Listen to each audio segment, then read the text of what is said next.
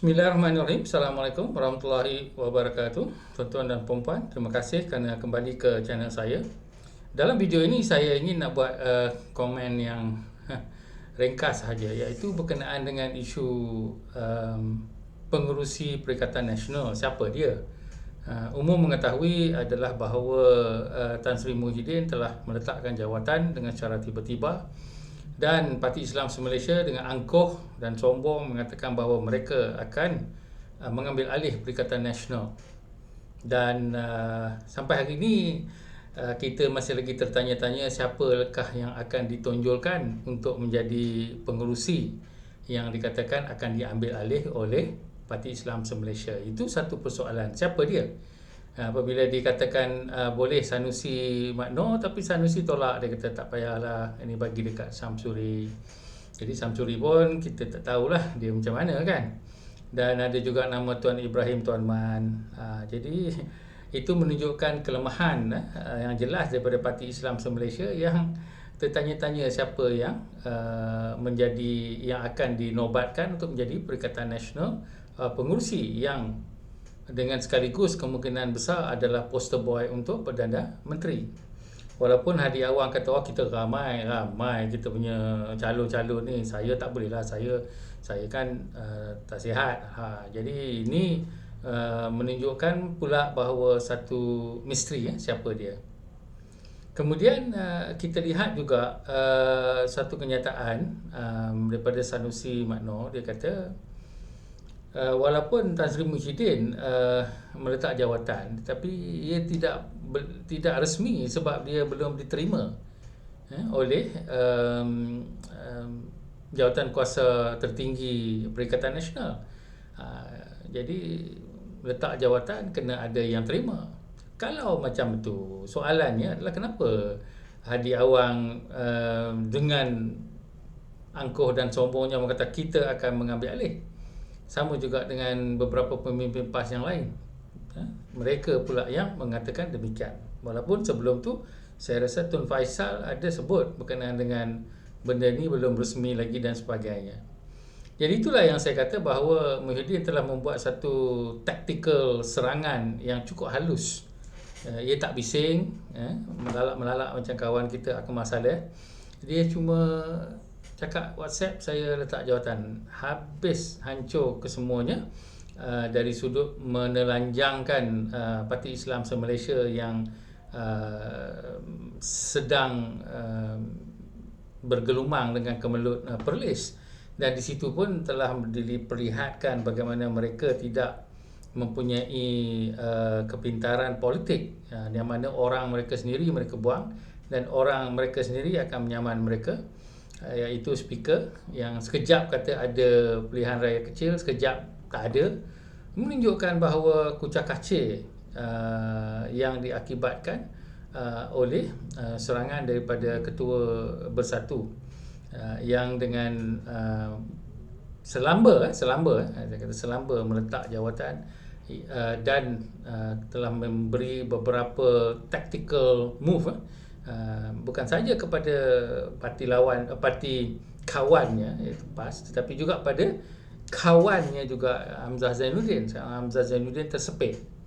Malah kita pun baru-baru ni dengar tentang bagaimana Saifuddin Abdullah pula telah dipecat daripada menjadi ahli Bersatu. Sebelum ini Wan Saiful, dan sebelum itu digantung Wan Faisal. Jadi seorang demi seorang geng-geng Hamzah Zainuddin telah di-neutralize. Jadi ini menunjukkan satu serangan politik yang cukup licik daripada Muhyiddin Yassin, dan mungkin juga dia mendapat nasihat daripada Azmin Ali, sebab Azmin Ali pun seorang ahli politik yang cukup licik. Saya memang menganggap beliau adalah seorang yang berkebolehan dari sudut political maneuvers.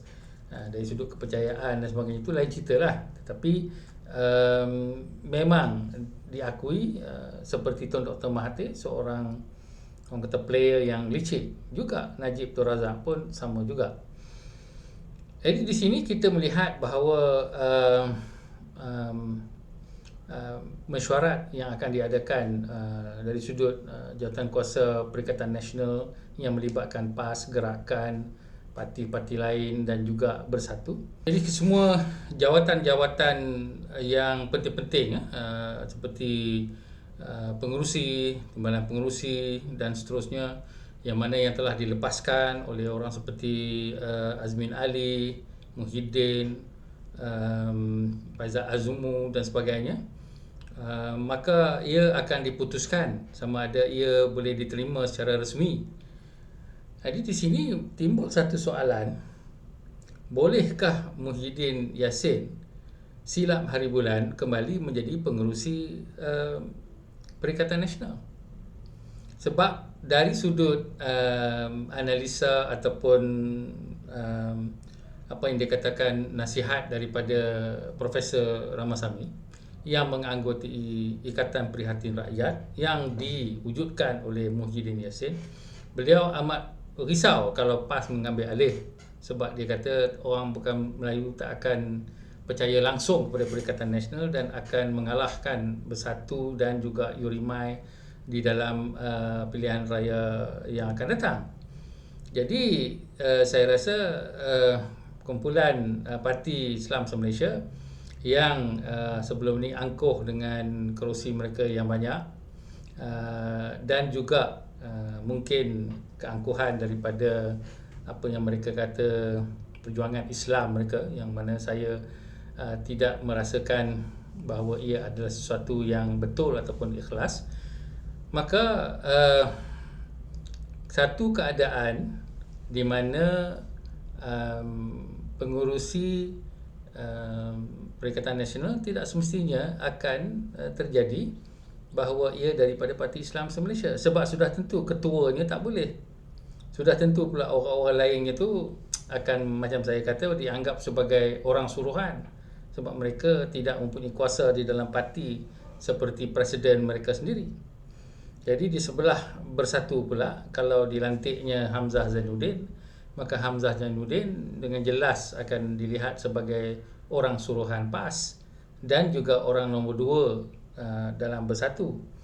Jadi di sini tidak menjadi mustahil bahawa apa yang orang Melayu kata silap hari bulan, Muhyiddin kembali menjadi pengerusi Perikatan Nasional. Tidak mustahil.